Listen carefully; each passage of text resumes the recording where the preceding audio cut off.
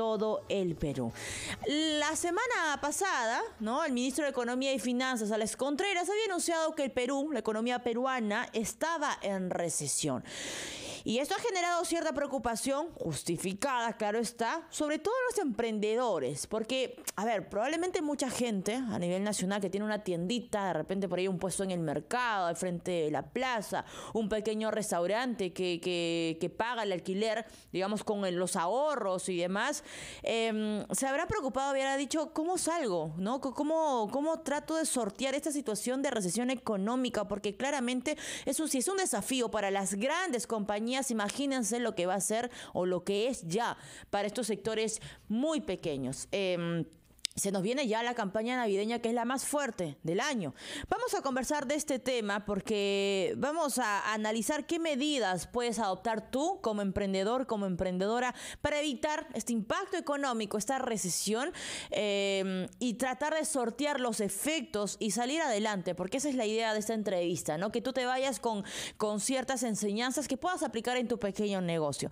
Julio Capristán, especialista de la Universidad Autónoma del Perú, está con nosotros para contarnos, pues, y darnos algunos consejos. ¿Cómo estás, Julio? Bienvenido. Muy buenos días, Valeria, y a todos tus oyentes.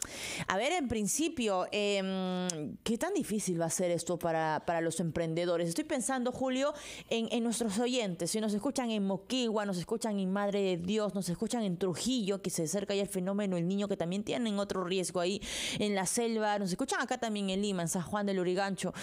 Y probablemente a 11 de la mañana con 9 minutos estén en el mercado, ¿no?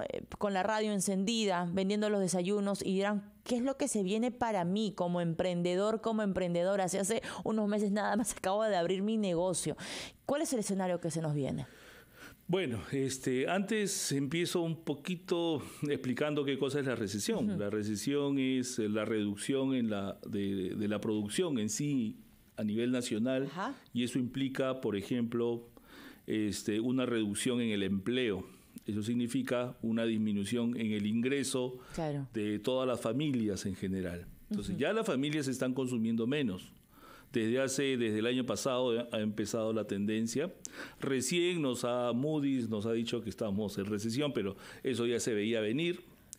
Y la inversión privada ha caído pues más del 10%, 12% el primer trimestre. Eso significa que los empresarios no están invirtiendo. Claro, no tienen intención. No tienen intención de invertir. ¿Por qué?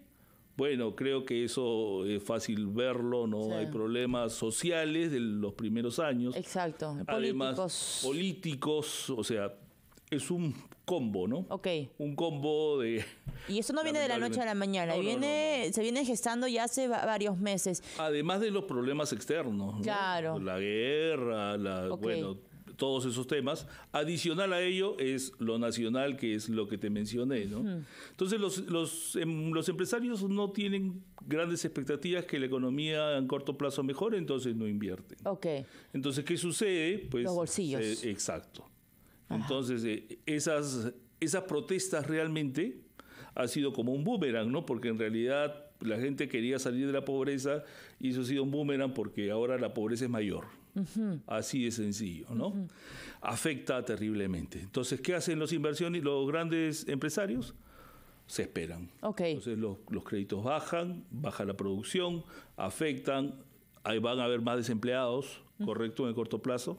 Si eso les pasa a los grandes empresarios, imagínate a los 3 millones de microempresarios que tenemos. Tenemos más de 3 millones de microempresas formales, sin mencionar las que no son formales, obviamente. O sea, nuestro país es eminentemente informal. Entonces, pues, viendo un poquito de estadísticas, también veo que muchos de estos microempresarios, el promedio, el 70% de ellos tienen secundaria incompleta o inconclusa, ¿no? Entonces ahí es un poquito más complicado porque para salir de eso también hay que tener un poco de conocimientos financieros para ver cómo te proteges. Entonces, una salida práctica es la capacitación urgente, ¿no? Entonces, eso es una salida. Bueno, capacitación financiera, Por ejemplo, en finanzas hay algo muy importante que es la gestión de riesgos, porque acá se ve, en estos momentos se ve la importancia de las finanzas en realidad en las empresas, ¿no? Porque las finanzas un poco que prevé el futuro a través, por ejemplo, de la gestión de riesgos. Un financiero analiza el riesgo que incurre en tu empresa y trata de gestionarlo para minimizar. Y te va avisando, te va a decir, oye, por si acaso es como los especialistas cuando nos dijeron, se viene el niño, ojo, a fines de año, inicios del próximo 2024, vamos a tener esto, prepárate, ve viendo cómo, y el gobierno ha empezado pues a distribuir dinero y etcétera. A un empresario, a un pequeño emprendedor también se le advierte escenarios y ya depende de ti qué acciones tomar, y para eso, como tú bien mencionabas, Julio, tienes que capacitarte. Y es muy importante ese dato que has dado porque, claro, la mayoría probablemente de los emprendedores o los microempresarios no ha terminado el colegio y habrán dicho, bueno, ya no importa, voy a invertir porque esto va a pasar, la recesión, nos vamos a recuperar, se nos viene la campaña navideña, Valeria, tengo que comprar porque si no, ¿qué voy a comer? O sea, también imagino que es interesante tratar de explicarles a ellos, ¿es momento en estos instantes de pedir un crédito, de ir al banco, digamos, a endeudarse, Julio? Mire, el apalancamiento, o sea, el endeudamiento, es bien interesante porque puede ayudarte a maximizar tu rentabilidad, pero en épocas buenas, ¿no? Pero en épocas malas, o sea, si bien es cierto, el apalancamiento te puede hacer crecer mucho tu rentabilidad, también te puede maximizar tus pérdidas. Ese es el riesgo del endeudamiento. Entonces hay que saber el momento en cuándo te puedes endeudar o cuándo no. Eso es lo que justamente hacen los empresarios grandes, ¿no? Se están esperando porque saben que endeudarse en este momento no es la salida, ¿no? Julio, vamos a abrir las líneas telefónicas porque nos están escuchando a nivel nacional a esta hora de la mañana y es importante contarles a los emprendedores qué hacer, cómo sortear y cómo salir adelante, porque me parece que es una muy buena oportunidad también para empezar a hacer una introspección, de entender nuestro negocio y de entender también lo importante que es la capacitación para los emprendedores. Julio Capristán, especialista de la Universidad Autónoma del Perú, está con nosotros, señores, así que nos puedes llamar. Vamos a ir a una pausa, claro está, y vamos a regresar con las consultas y la participación del público. Nos puedes llamar al 212-4100, 212-7165 y gratis desde las regiones al 0800 13-14-0. Vamos inmediatamente a escuchar a los anunciantes y volvemos con más aquí en Siempre en Casa.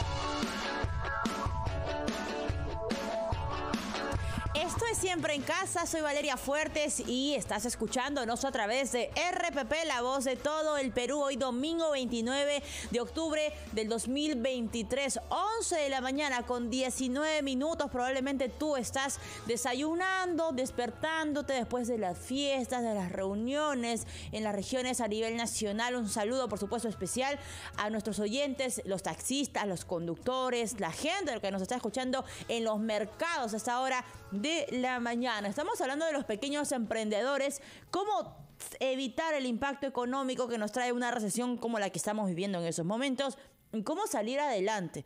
Nos acompaña Julio Capristán, especialista de la Universidad Autónoma del Perú. Ya sabes que nos puedes hacer la consulta y llamarnos. La participación del público siempre es importante. Al 212-4100, 212-7165 y desde las regiones de manera gratuita nos puedes llamar al 0800 13-14-0. La capacitación es muy importante, así que mucha atención, emprendedores y emprendedoras. Julio Capristán con nosotros. Julio, hay otra forma también de tratar de evitar esa crisis, digamos, esa situación, el impacto de la recesión, como por ejemplo, qué sé yo, pues evitar y analizar los gastos antes de hacerlos. Los costos, o sea, hay que conocer bien los costos de tu negocio, ¿no? Para poder saber cuál es tu margen, porque en realidad muchas veces no conocemos, los microempresarios sobre todo, no conocen sus costos. Entonces, por ejemplo, tengo un restaurante, yo tengo un restaurante de repente cerca de la Plaza de Cusco, ¿tengo que cambiar mi carta? No necesariamente, o sea, si cuando tú conoces tus costos, no sé, de repente puedes momentáneamente reducir tu margen de ganancia, ¿no? Acomodándote un poco bueno, que pase un poco todo este problema, ¿no? Y dependiendo también la demanda, porque mucho depende de la demanda. O sea, eso es fundamental. Tienes que conocer bien los costos para ver la forma de optimizar esos costos.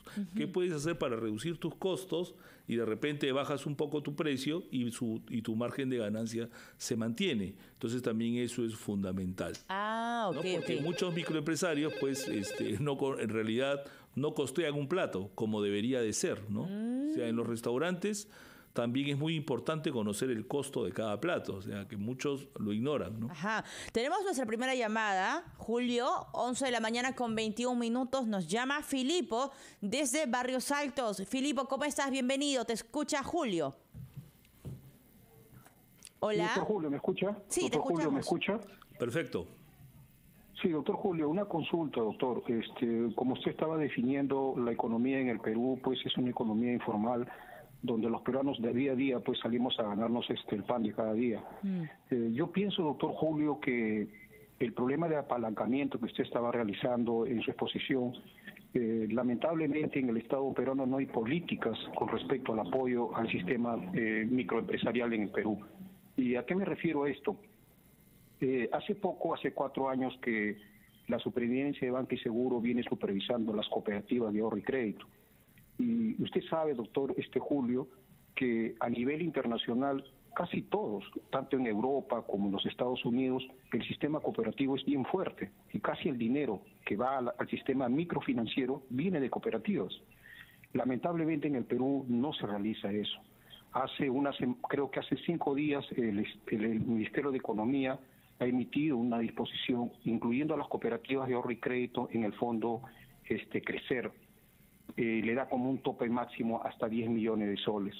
Pero no se ve una política del Estado a través de cooperativas, el cual pueda apoyar al sistema microfinanciero. ¿Y a qué me refiero? A la tasa de interés, doctor Julio, como decía usted, al apalancamiento, al endeudamiento caro.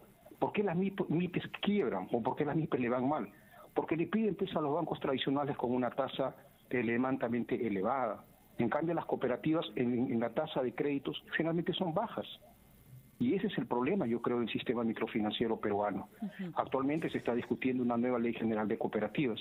Y a mí me gustaría que la Universidad Autónoma pueda colaborar en eso, ¿no? Y que las cooperativas en el Perú den la talla, como está en los Estados Unidos, como está en Europa, en Italia, en Alemania. Clarísimo, ¿no? Filipo, muchísimas gracias por tu participación, ¿no? El apoyo a las cooperativas, que es lo que estaba haciendo el llamado, Filipo, ¿no? Así es, Filipo, en realidad tienes toda la razón.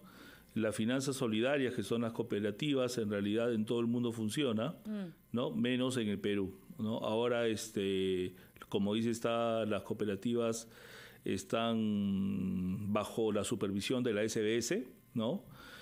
Bueno, en parte vigilando también el patrimonio de los socios, ¿no? De los socios de la cooperativa, pero también debería dar mayor margen de libre trabajo para que puedan ayudar directamente a los microempresarios, ¿no? A los microempresarios socios. Entonces, esto es una de las grandes falencias, no solamente esto, ¿no? Sino hay muchos temas de política de gobierno en realidad que faltan en el país, ¿no? Esto es una de tantas, ¿no? Claro. 11 de la mañana con 25 minutos. Tenemos esta hora, Julio. Tú sabes que en RPP la noticia no se detiene. Tenemos un comunicado de la Sociedad Nacional de Pesquería. Lo ponemos, ahí está en pantalla para nuestros televidentes que están en la plataforma de televisión y a nuestros oyentes a nivel nacional. Se lo contamos inmediatamente. Frente a la falta de atención, es lo que señala este comunicado de la Sociedad Nacional de Pesquería. Frente a la falta de atención a los urgentes problemas que aquejan a las miles de familias que dependen del sector pesquero industrial y a la ausencia de medidas oportunas para atender la peor crisis que en los últimos 20 años viene enfrentando el sector, exigimos una vez más que la ministra de Producción, señora Ana María Choquehuanca, actúe diligente y oportunamente para atender esta difícil situación que perjudica gravemente a nuestras agremiadas, sus trabajadores y proveedores. Nos solidarizamos, continúa el comunicado, con la situación de los armadores de las embarcaciones industriales de madera que los ha llevado a anunciar la paralización de sus labores. Las empresas asociadas a la Sociedad Nacional de Pesquería evaluarán individualmente la necesidad de adecuar sus actividades productivas a la medida anunciada por ellos, manteniéndose a la espera de una pronta reacción para paliar esta difícil situación. Es el comunicado entonces de la Sociedad Nacional de Pesquería. Recordemos que el sector pesquero, señores, no está pasando por un buen momento. Ya hace varios meses recién se ha anunciado esa segunda temporada de pesca de anchoveta y ojalá, vamos a cruzar dedos, que esto se revierta, porque están con cifras rojas y en una caída de doble dígito. Y hay muchas familias que dependen justamente de la pesquería. Palabra que ni siquiera estuvo en el mensaje de la Nación de la presidenta Dina Boluarte en julio frente al Congreso de la República. 11 de la mañana con 26 minutos. Continuamos conversando con Julio Capristán, especialista de la Universidad Autónoma del Perú. Julio, ¿qué va a pasar de repente o qué aconsejarle a la gente que tiene puestos de ropa, textiles? Estoy pensando en Gamarra, estoy pensando, por ejemplo, en los mercados de textil, de venta de ropa, chompas, etcétera, en Trujillo, en Moquegua, en Arequipa.